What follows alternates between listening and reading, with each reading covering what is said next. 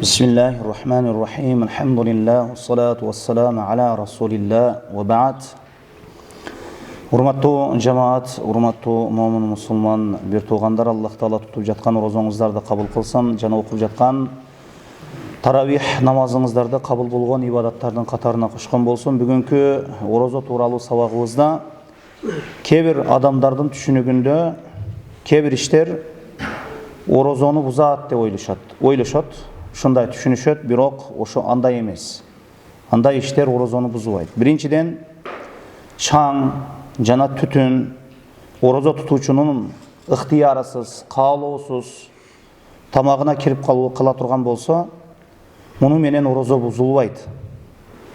Атайлап эмес. Эгер инсан атайлап жуткан болсо, түтүндү же чаңды атайлап, бул анда орозосу бузулуп калат. Мындай абалда анда бул жакшы эмес.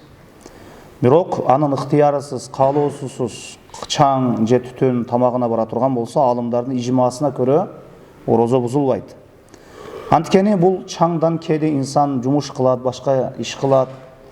Мындан кутулуу, сактануу мүмкүн эмес. Ошондуктан кыйын болгондугу үчүн, машакат болгондугу үчүн мындай абалда орозо бузулбайт. Бул биринчиси. Экинчиси, бир жерин майлай турган болсо, мас сүйкөй турган болсо, же мурутуну майлап кое турган болсо, же сакалыны майлай турган болсо, мындай нерселер менен дагы ошол май жыттанып турса дагы орозосу бузулбайт. Үчүнчүсү, оозун чайкоо менен орозо бузулбайт. Оозун чайкоо менен орозо бузулбайт. Эми кээ бирлер ошол дары менен тамагыны чайкаса болобу, ошол тамак ооруган кезде дейт. Бирок этияттап, ошону этиятын алып чайкаса болот. Эми күчтүүрөөк пикирге көрө орозо бузулбайт. Бирок өтө терең алып баруу, бул албетте сууну макрух болуп саналат. Муну менен орозо бузулбайт. Орозо туткан адам оозун чайкай турган болсо, мурдуна алып мурдун чайкай турган болсо, муну менен орозо бузулбайт. Кээде мисалы үчүн ооз кургап калган убакытта оозуңузду, кичине тамагыңызды оозга суу алып чайкап, мадмада кылып, мындай аралашып, мындай айландырып сууну таштооңуз орозону бузубайт. Анан кээ бир ошол нерселерди алып туруп, мисалы үчүн бир дары менен ошол оозду чайкай турган болсо, тамакты чайкай турган болсо, бул кээ бир алымдар макрух дейт муну. Муну коркунучу бар дейт. Бирок кээ бир алымдар орозо бузулбайт дейт муну менен. Эми төртүнчүдөн, тиш, ошол тил арасындагы нерселерди аз боло турган болсо, жутуп ала турган болсо, бузулбайт орозо. Мисалы, тиштин арасындагы, ошол тилдин астындагы же бир нерселерди жутуп ала турган болсо, аз кичине нерсе боло турган болсо, муну менен орозо бузулбайт. Жана ошондой эле балгамды жутса дагы, жана какырыкты жутса дагы орозо бузулбайт күчтүү пикирге көрө. Бирок аны оозда чайнап туруп анан жутуу, бул эми адамдын адебине да туура келбейт мындай нерселер. Бирок шарият баары бир жооп берет бул нерсеге. Муну менен орозо бузулуп калуусу мүмкүн, анткени тамак окшоп ошол нерсени. Бирок балгам менен орозо бузулбайт, ал баштан келсин, иштен келсин. Эми кээ бир алымдар мындай нерсени ошол оозга алып келип туруп, балгамды, ошол какырыкты оозго топтоп туруп кайра жутуп берүү, муну макрух санашат кээ бир алымдар. Ошондуктан балгамды бул адам баласы өзү деле жиркенет, ошол нерсе чыкканда ошону таштаганга аракет кылуу керек. Эми алтынчыдан, бирөө мисалы үчүн билбей же отура берди, караса күн чыгып кетиптир, таң атып кетиптир. Билген жок, унутуп калды. Билбей калды, караса таң атып кетиптир, жеп атат. Унутуп калып, жей бериптир да, унутуп калып. Эми бул үммөттөн унутканы, билбей каталашып койгонун Аллах Таала кечирген деген пайгамбарыбыз саллаллаху алейхи вассалам хадисине көрө. Бул эми орозосу бузулбайт. Жана мурда да айтып өткөнбүз, тамакты татып көрө турган болсо дагы орозосу бузулбайт экен. Жана ошондой эле жыттуу атыр, миск, мына ушундай нерселерди себинсе дагы боло берет. Муну менен орозо бузулбайт экен. Дагы бир айтып кое турган нерсе, мисалы үчүн жатынга көбүнчө, мисалы үчүн спираль орнотуу же скоп, мына ушундай нерселерди ошо организмге киргизүү бир нерселерди, муну менен орозо бузулбайт экен. Ошол аял кишинин жатынына ошол скоп, ошол спираль орнотуу же башка бир нерселерди коюу орозо бузулбайт. Жанагындай кээ бир оорулар бар, мисалы үчүн свеча сала турган оорулар бар.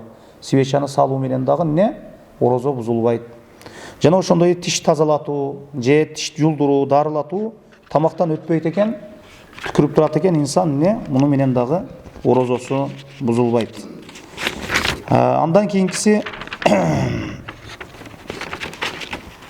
кислород.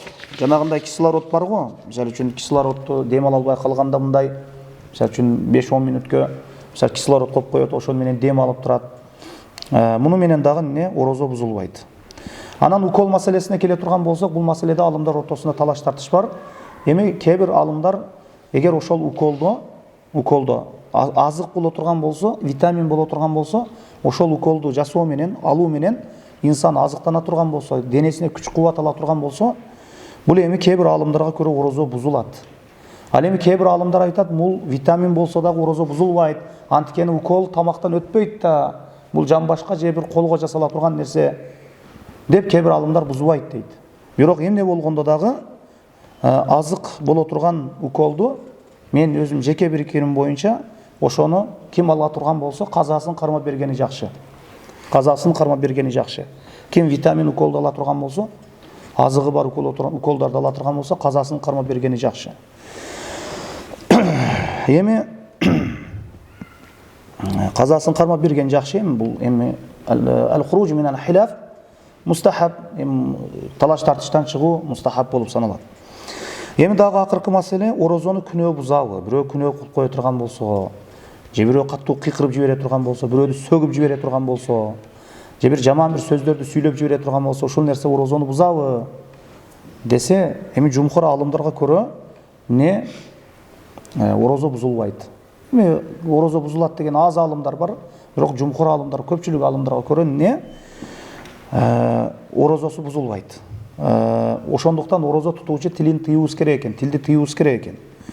Жалгандан, гыйбаттан, ар кандай ушак сөздөн, ар кандай жаман сөздөрдөн, сөгүнүүдөн тыюубуз керек экен. Эми жумхур алымдар айтат, орозосу бузулбайт, бирок сообу азаят дейт.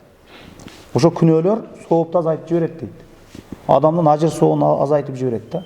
Мисалы үчүн бир күн орозо кармай турган болсо, 100% сооп ала турган болсо, мисалы, эгер сөгүнүп койду, башка бир жаман нерселерди сүйлөп таштады эмне, ошол сообу 30% болуп калат, 10% болуп калат. Же такыр эле эртең менен кечке чейин суусагандан башка, чаңкагандан башка, ашкагандан башка эч бир нерсени албай калышы деле мүмкүн да. Ошол күнөөсү себеп.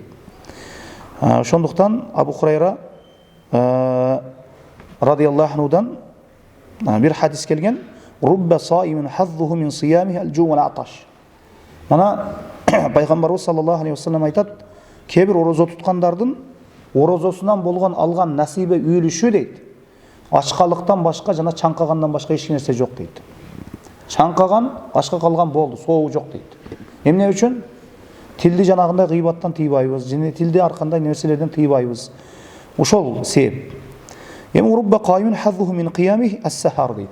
Кээ бир адамдар ошо кыямул лайл кылган адамдардын кыямул лайлден ала турган нерсеси уйкудан калгандан башка эч нерсе жок дейт. Сообу да жок дейт да. Же бир рия кылып койгон болот, же бир туура эмес иштер жасап койгон болот. Ошо түнү менен ибадатта турат, намаз окуйт, бирок ниетин общем, мындайча айтканда, аны түнү менен уйкусуз өткөргөн, уйкудан калгандан башка эч нерсеси жок дейт да. Эми Жабир ибн Абдилладан келген хадисте мына айтылган экен. Жабир радияллаху анху айткан экен: "Иза сумта фалиясум самука." Эгер орозо тутсаң, сенин көзүң орозо тутсун. Ва басарука, жана сенин кулагың орозо тутсун, сенин көзүң орозо тутсун. Ва лисанука анил кази вал маthim, сенин тилиң күнөөдөн, жалганчылыктан орозо тутсун деп айткан экен да. Ана ушундай. Эми Аллах Таала баарыбызга өзү жардам берсин, билип билбей жасаган күнөө иштерибизди Аллах Таала өзү кечирсин. Баарыбыз Аллахтын мээрим ырайымына мухтажбыз. Субханакаллаху ва бихамдика, ашхаду ан ла илаха илля анта, астагфирука ва атубу илейк.